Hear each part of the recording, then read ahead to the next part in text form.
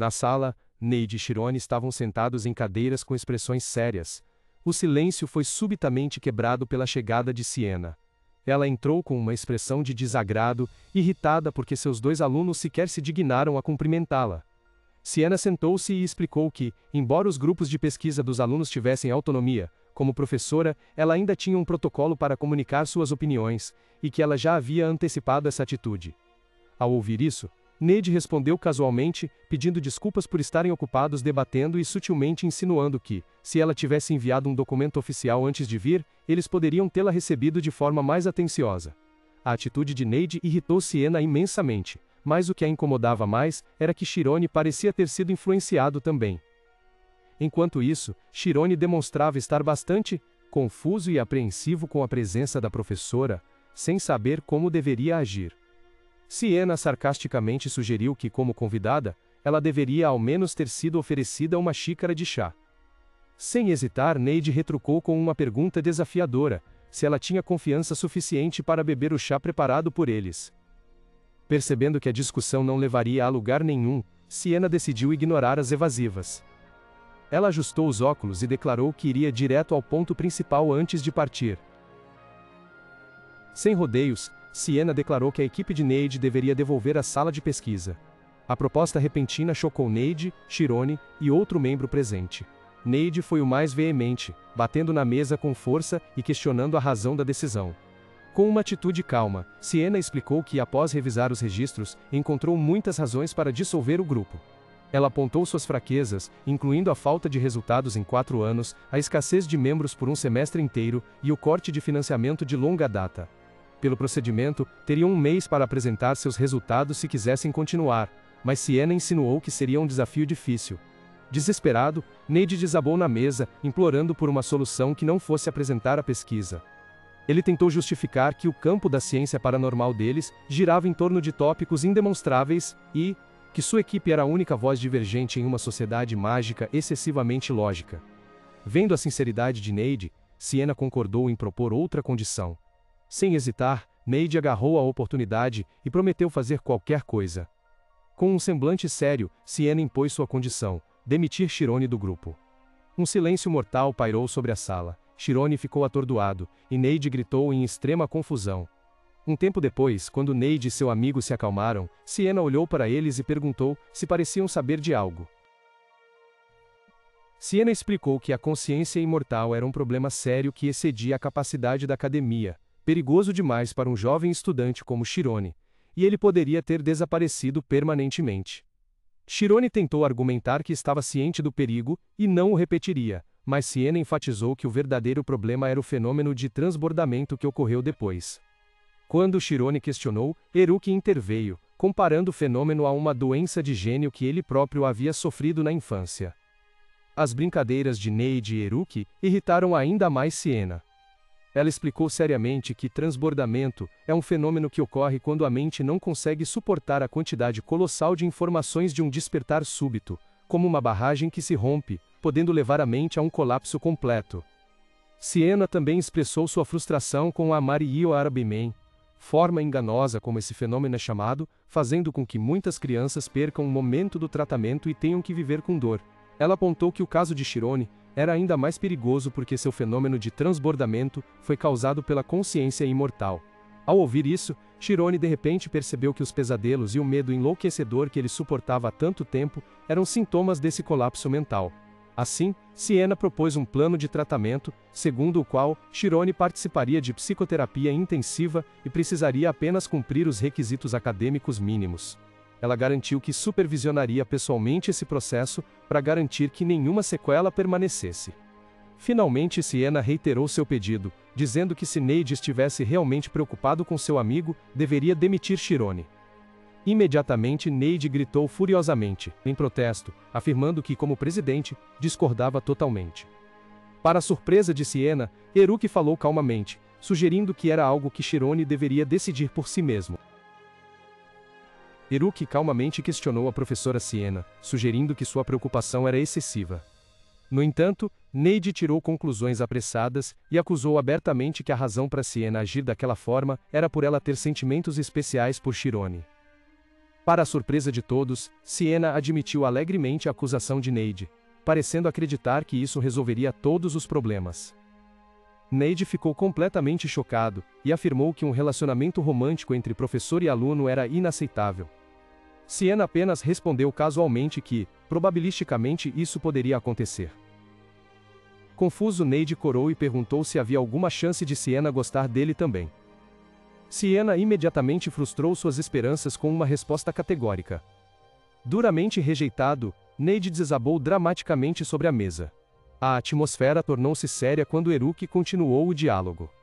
Ele argumentou que se Chirone não pudesse suportar o fenômeno transbordamento, isso seria simplesmente o seu limite. Eruki enfatizou que a consciência imortal era um campo ainda muito misterioso, então o que eles deveriam fazer era confiar e esperar por Chirone.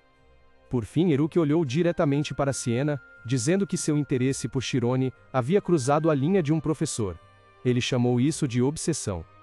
Essas palavras tiveram um forte impacto em Siena, deixando-a atordoada e confusa. No meio do espaço tenso, a memória de uma voz ecoou na mente de Siena, impulsionando-a a deixar o seu cativeiro nos cristais de gelo. Voltando à realidade, Chirone se adiantou, afirmando que esta era uma decisão que ele próprio deveria tomar. Ele confrontou Siena, admitindo que também sentia medo, e que houve momentos em que pensou que enlouqueceria como ela havia alertado. No entanto, Chirone inesperadamente disse que agora se sentia maravilhoso, o que espantou Siena.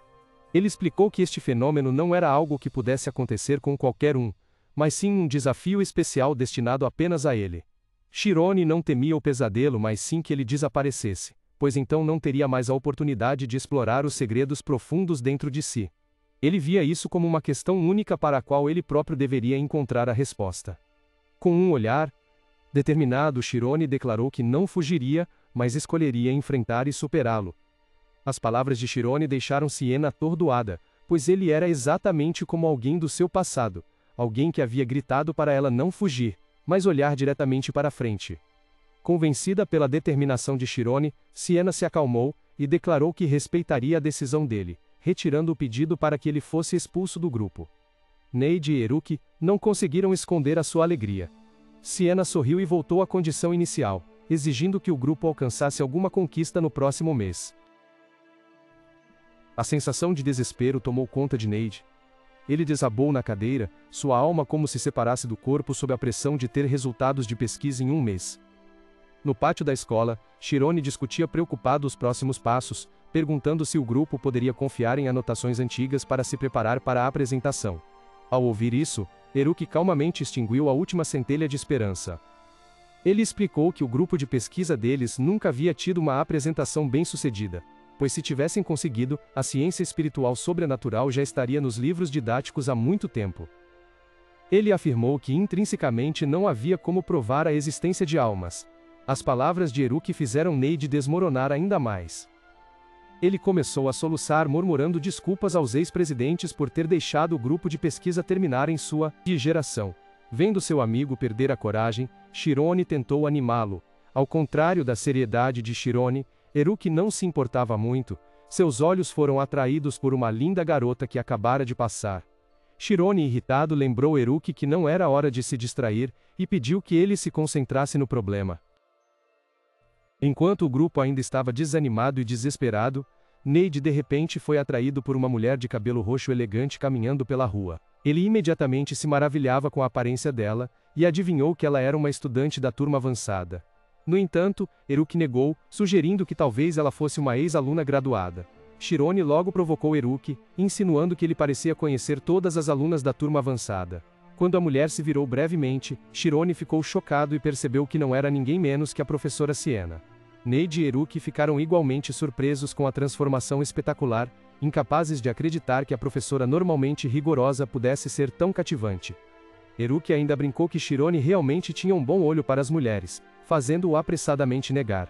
Curioso com a aparência bem cuidada de Mikireri, Chirone se perguntou onde ela planejava ir no fim de semana. Eruki presumiu que ela poderia estar indo a um encontro, uma suposição que Neide reagiu violentamente. Imediatamente depois, uma ideia ousada surgiu na mente de Neide. Ele pensou que esta era a oportunidade deles. Neide traçou um plano louco. O grupo seguiria secretamente a professora Siena para descobrir sua fraqueza, então usá-la como uma carta na manga para forçá-la a reverter a decisão de dissolver o grupo de pesquisa. Chirone ficou horrorizado com a ideia de seu amigo e imediatamente se opôs. Eruki, embora inicialmente relutante, considerando ser extremamente perigoso seguir um mago de nível 6, acabou revelando que eles possuíam uma capa de invisibilidade. Com este artefato em mãos, Eruki também concordou com o plano de Neide, deixando Chirone atônito e desapontado, pois ambos o seguiram. Seus amigos mais próximos haviam decidido embarcar nesta arriscada aventura. O plano de Neide foi rapidamente implementado. Eruki ficou encarregado de seguir a professora Siena primeiro, enquanto Neide corria de volta ao laboratório para pegar o manto de invisibilidade. Neide afirmou categoricamente que esta era a única maneira de salvar seu grupo de pesquisa. Arrastado para o plano, Chirone apenas resmungava baixinho que seria melhor eles dedicarem esse entusiasmo aos estudos. Sob a camuflagem do manto, os três começaram a seguir secretamente Siena enquanto ela entrava em um mercado lotado. Eruki admitiu que a missão era extremamente difícil. A vigilância aguçada da professora quase os fez serem descobertos várias vezes.